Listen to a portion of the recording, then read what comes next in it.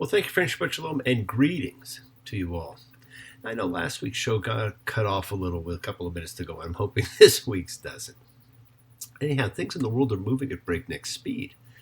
There is a motion to life, but there's a separate motion to the geopolitical world where things occur simultaneously all over the world, each having the ability to affect us, wherever, however, whenever we may be. And we see it in Europe, Asia, the US, Canada, everywhere. Rules one day are not rules the next. Friends one day are not friends the next. But like everything through all time, as King Solomon, Shlomo the Wise, said when faced with adversity, this too shall pass. Sunrise doesn't last all morning. A cloud burst doesn't last all day.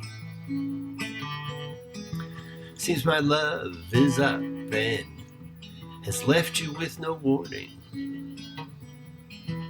Not always going to be this gray. All things must pass. All things must pass away. All things must pass, my friends. Creation endures. Humanity is a survivor. One of the things we do in our surviving methods is when we come together to honor all of us, those the same and those that are different, as we put differences aside and we form a community, collective consciousness of seekers, showing faith, any and all faith, love, any and all love. That's a true chavura. It's a true fellowship, expressing our nature of kindness. Compassion, thoughts, feelings, hopes, dreams, and wishes unites us all in this community house of spirit, Beth Ruach. Sharing, bringing light, keeping fear at bay. And even though together, we're always individuals in our approach, each connecting in his or her or their own way. So once again, please do go ahead and invite everybody, some physically, the rest digitally, psychically, emotionally, spiritually, any way you want to gather and share. From Psalm 133, the Hine Matov, come together. Hine Matov, Shevet Achim Gam Gam. Hine Matov, Shevet Achim Gam Gam. How good and pleasant it is for brothers and sisters be together. Community.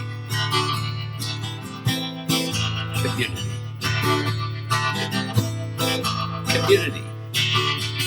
Together. Let's all spread love, goodwill, and fellowship to the world. Remember, friends, this is your setting aside just a little bit of sacred time in your own sacred space to honor and converse with whoever, whatever you happen to believe in, because we all believe in something. It's a part of your kavanah, your intention that you put out to the universe. It's your goodwill. Goodwill and intention are the roots of what you control, of what you can correct and change if you need to. It's your intention that sets in motion everything that occurs in your lives. Let's take some time now. Let's use that intention and send some of that goodwill, some light healing out to whoever you know that needs it. Healing and renewal for everybody. It just floats through space, finding those in need. So send it out for those you know, for the souls and spirits of everybody you love. So think of whoever that needs healing and renewal and love, or just plain goodwill. Focus on them. Call their names. It's not just for people. It's for our pets. It's for the earth. It is the healing of the world, the tikkun olam. It's part of our spiritual genetic makeup. We have to help heal the world. Remember, it's not something we ever complete. It's an ongoing task to be dealt with in this lifetime. It's for every lifetime. We must do our part. We must each do what we can to improve, change our own little corner of the world. So we change ourselves, we change the conditions of life. And a part of that healing of the world is when we send out thoughts and energy for health and renewal and goodwill for everybody. They don't have to be sick. It's for those in our hearts and our minds. So let's all send out energy for the people in need everywhere. Special thoughts and prayers for Dory and Coco, who is now traveling. For Terry and Yulia. For my dear friend Alana. For Roseanne and Dana. For the all-knowing Circe and Lori. For Alex, Joseph, Aurelia. For Snoopy and the agent. For Kathleen and Dave. For Mookie, for Anne, for all of our sacred animal friends everywhere, for everyone you know in need, for the whole world, for Ishtarovich, for Devora. Friends, it is the kindness The healing wishes, the goodwill and love we all send out, it just circles the world finding those in need. So thank you, each of you, for all you do, for all you care. Because the world is a world of spirit, and spirit never dies. Shabbat. Avoteinu. Makor ha-bracha. Limotenu. May the source of strength bless the one before us. Help us find the courage to make our lives a blessing. The renewal of body, the renewal of spirit. Let us say, Amen. Yishaberach. Let us all have our spirits renewed. This is the great prayer for healing, in which we call upon God to heal as He's healed before. Misha Berach, may He who blessed. Because all healing is a blessing. Let's all send and receive healing and renewal energy in our efforts to love, to share, to care, to grow. You know, the world is simply a better place when we connect and unify and not divide and have love. Today we just get so pulled in different directions. We get stuck in places. That's simply stress-inducing, and stress kills. And remember, friends, we're only a few weeks from Purim. When we read the book of Esther, we celebrate with 4 simple things: charity, remembering and honoring that Purim occurs, as we are to do with an ongoing holy day that's different from Purim. We hear the story, referred to as the Megillah of Esther. And Megillah simply means scroll or book, which will be on our channel, of course. And we celebrate. And please, a reminder, do not let your spiritual connections get lost in detail. Think about the meaning. Think about what it represents, not the steps to take. And they do that with every holiday. The ability of the powerless to influence and shine a light, to survive and make a difference. Here it is, the story of a woman in this case, with no rights, no ability to speak up, doing just that, and saving a people from a genocide. We should always be celebrating things like that. It is when you dress up. It's when you ask the burning question, a question perhaps you should be asking yourself far more often. Who are you? Who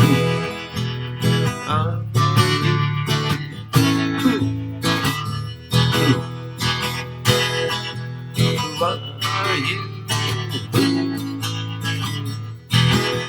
You know, it's such a great question, and it's not one just for Purim. It's just that Purim's an opportunity to dress as your real self dictates. So who are you? And why aren't you you more often? So join us in a couple of weeks when we celebrate the holiday, named for a pur, which is an Akkadian, which is a Babylonian word, which means a lot or a dice, because the date was picked by casting dice. And it's the second of the great holidays that's centered around the casting of a lot or dice, the other being Yom Kippur. I bet you did not know that ancient Judaism was such a gaming religion.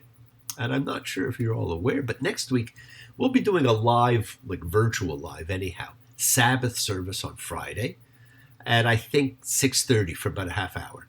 If you're interested and have not received a notice about it, send me an email and I'll have a link sent to you.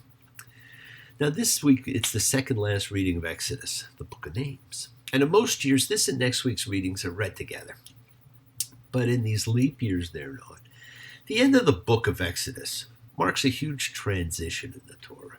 The story stops before the journey even begins. And it gets interspaced with the book of the priests. Leviticus takes center spot in the 5 books of Moses. And it's a book that loses more people than anything. It was a manual for the priest alone. It's not for the people.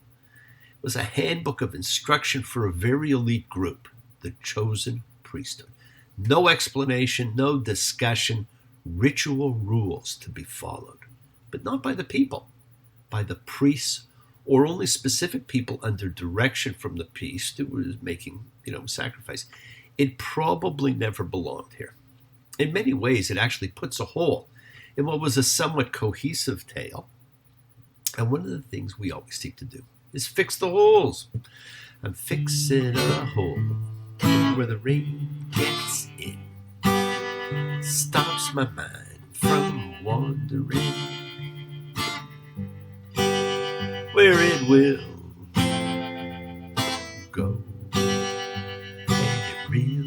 doesn't matter if I'm wrong. I'm right where I belong. I'm right where I belong. See the people standing there who disagree, never win. Wonder why they don't get in my door. Leviticus is ritual. The people made sacrifices under priestly direction. They did not go to pray.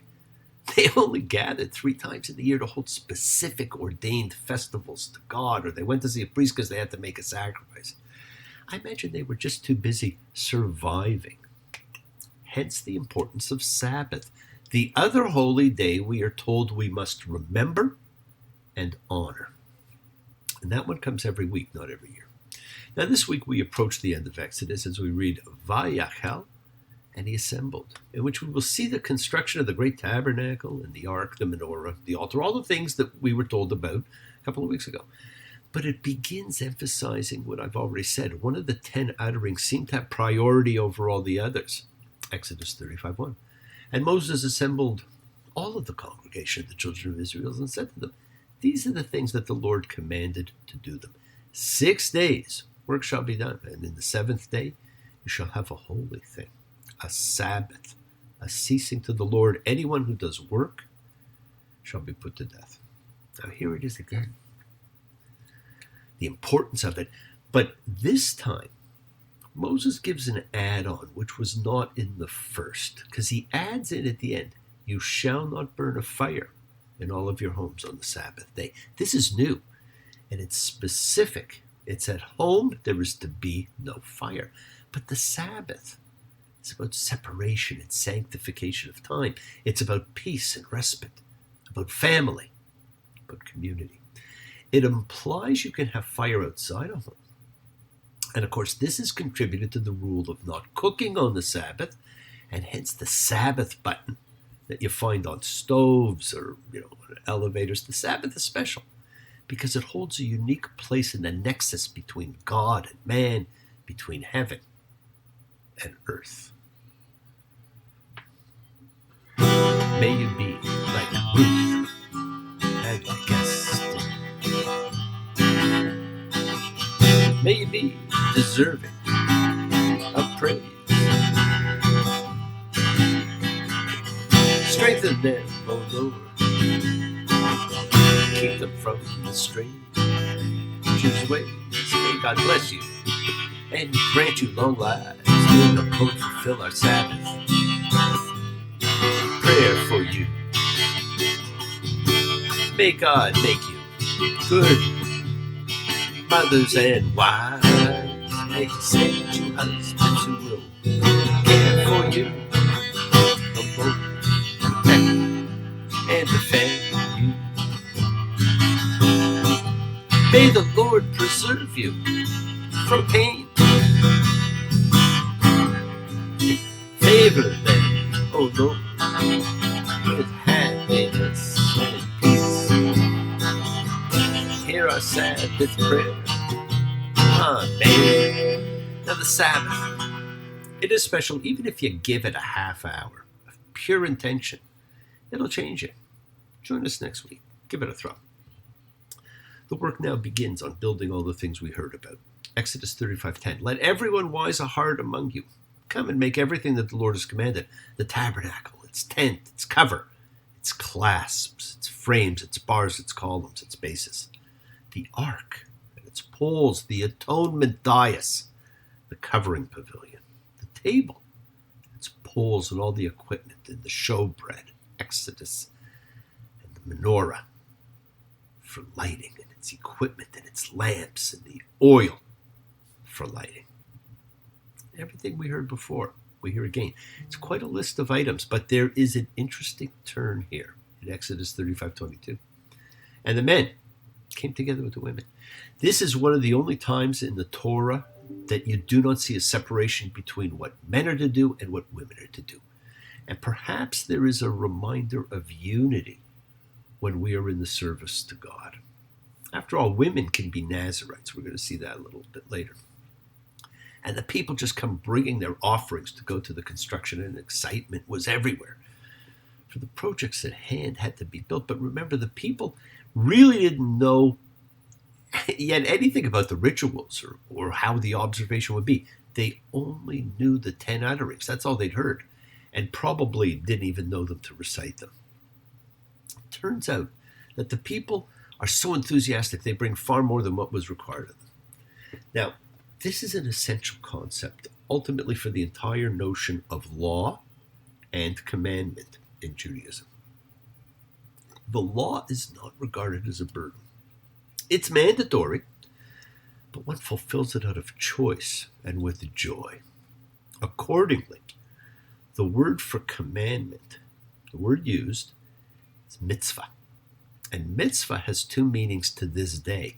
It means a law that must be obeyed, bar mitzvah, bat mitzvah. Son of the law, daughter of the law, of the commandments. But Jews also commonly understand it to mean a good deed, freely performed. You'll hear people say of something, it's a mitzvah, it's a good deed. Now we get details of the tabernacle, its curtains, its dimensions, details of perhaps the most famous relic in history, the Ark of the Covenant, with a great descriptive giveaway, Exodus 37:7. And he made 2 cherubs of gold. He made them hammered work at the 2 ends of the atonement dais, 1 cherub at the one end, 1 cherub at the other end. He made the cherubs from the atonement dais at its 2 sides, and the 2 cherubs were spreading wings above, covering over the atonement dais with their wings, and their faces, each toward its brother. The cherubs' faces were toward the atonement dais. We know them, the winged cherubim at either end of the ark. Then the next most famous, seen carted away, carved in the Arch of Titus in Rome, the great menorah, the 7-branch symbol of light. Exodus 37:17. And he made the menorah of pure gold. He made the menorah of hammered work. Its shaft, its branches, its cup, its ornaments, its flowers were part of it. 6 branches coming out from its sides. 3 of the menorah's branches from what's one side, 3 of the other side. 3 almond-shaped cups in one branch with ornament and flowers. 3 almond-shaped cups in the other branch with ornament and flowers. It is the first symbol of everlasting light, the great tool that actually allows us to face fear and see it fade away. For when there is light, there is no fear. And it serves as a reminder to us that God is with us and lights our way at all times, day or night. We never need fear. It replaced, in effect, the fire and the cloud because we have the menorah. We have the light burning all the time.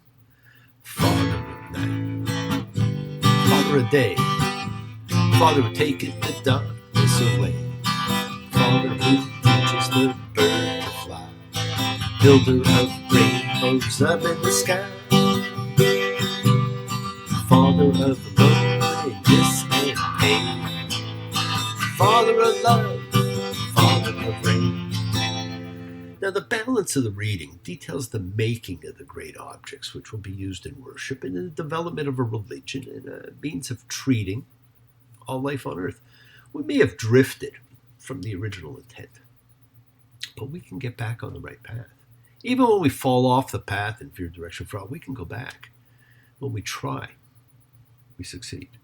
Yes, my friends, the world is sacred. So is everything in it. Express your gratitude, light a candle, make a wish. Celebrate your life and the lives of those you love. Share your feelings with them. Live free, be free, honor your freedom. Be well, be happy, be blessed. Share and honor the light, and all who live in the light and continue to shine. Continue to send everybody you know goodwill and love. Pray for peace, freedom for everybody. An end to terror and hatred. Remember, friends, we are a community. We learn together. We celebrate each other. We love each other. We share this ride together, men and women equally. So let's all send out love, not fear. Send out peace, harmony, goodwill, and healing to all who need it. Please do. Learn to forgive and learn to love. Open your hearts. Honor the relationships of your life. Tell those you love that you love them. Take advantage of the time you have. Enjoy the journey. We take the twists and turns and the patterns that weave through the fabric of our lives in our effort to grow, to learn, to be, to love. So please do love. Now bless you all. Have a great week. A week of love, a light, a week of peace, a week of miracles. Examine your intentions. Use them to imprint your will on the universe. We set in motion everything that happens in our lives. It's our intention, our kavana, our cause, our effect. Everything's linked. Now, as I've said, you always have time to forgive and be forgiven. You have the knowledge of what's good and bad. So acknowledge what you've done wrong to yourself, to God, to any person you've wronged. Ask forgiveness, but do so with sincerity, accountability, vulnerability. Forgive those who've hurt you. You should learn to be forgiving and compassionate, because the secret of forgiveness, my friends, the secret to compassion, the secret to peace, is all in acceptance. Can you accept yourself, other people in the world just as it is? Can you accept life as it is without trying to control it? Because if you do, you can experience the peace that acceptance brings. So do not stop your journey. Do not stop moving towards your promised land. It is your home. Keep on dreaming, keep on being, keep sharing, keep shining, keep teaching. Keep spreading joy and goodwill. Do not follow fear. Follow love. It's always in front of you. Remember to have faith. Just as I have faith in the principle of love in all of you. Act with purity of heart and mind. Despise none, defraud none, hate none. Cherish all. Honor every child of God, every creature of the earth. May all people know peace in this year. May you nurture kindness and love everywhere you go. And work to be present in the body. Expand the heart, quiet the mind. Because the deepest source of real power lies in consciousness and your ability to be mindful, to be aware, to be present in all life circumstances. So make the most of your time in this life. Continue to touch and transform the lives around you, because you're never alone. You are forever blessed and have the ability to bring blessings to everybody you meet. Health and love and renewal to everybody you come across. We're all energy. Energy cannot be destroyed. It can only be transformed. And it's your words that give you the power to transform, to love, to bless. So be generous with them. Bless others. And when you do, you bless yourself. Love with the heart, because we're all part of a greater whole. Embrace love, not fear, forgiveness, not anger, and be there for someone, because someone will always be there for you whether you know it or not. Continue to explore faith and belief in what they mean to you, and never accept shame as a natural state. Whatever you feel others have felt, whatever you've experienced others have too, we share together. We learn together and we help each other, because we are each of us trying to find love and acceptance and support we all have or could have. That special someone in our lives, so find them. Tell them what they mean. Remember, you're never alone on your journey to your promised land. Keep forgiving those you need to forgive. Keep asking forgiveness from those you need to ask forgiveness of. And remember, be honest in all your dealings. Tell the truth. Don't make promises that you can't keep. Seems the songs we're singing all about tomorrow. Tunes of promises you can't keep. Every moment bringing love I can only borrow. You're telling lies in your sleep. Be honest, be who you want to be. Take the mask off. Now, thank you for joining me, my friends. Have a great week. Please keep exercising forgiveness. Be thankful, be gracious, be kind, be loving. Believe in yourself. Believe in love. Continue to spread a little goodwill to the world. Never forget you are the miracle in someone else's life. And if you want to join us for the live Sabbath next week, send me an email and I'll make sure you get a link. Shabbat shalom and blessings to you all. Take care, and I'll see you all soon.